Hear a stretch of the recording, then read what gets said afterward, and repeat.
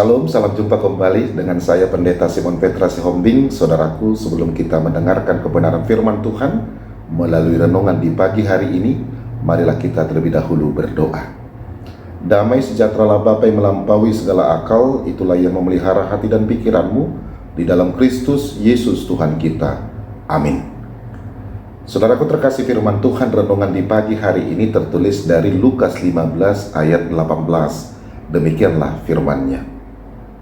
Aku akan bangkit dan pergi kepada Bapakku dan berkata kepadanya, Bapa, aku telah berdosa terhadap surga dan terhadap Bapa. Demikianlah pembacaan firman Tuhan.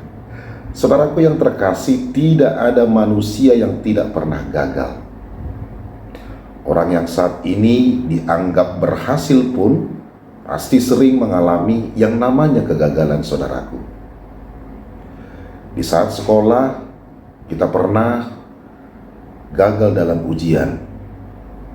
Termasuk juga di saat bekerja, kita juga pernah mengalami kegagalan.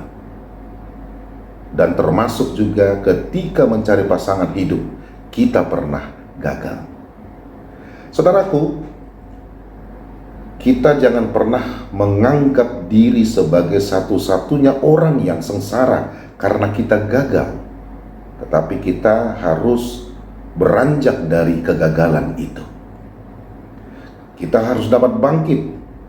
Dan bagaimana kita dapat berupaya untuk memperbaiki atau mengatasi kegagalan itu.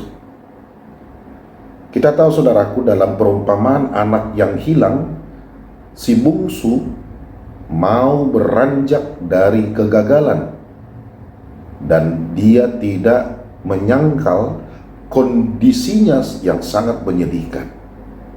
Sampai untuk makan ampas pun saja tidak ada yang mau untuk memberi. Dan dia sadar akan kondisi itu, di mana orang upahan di rumah bapaknya jauh lebih baik dari dirinya.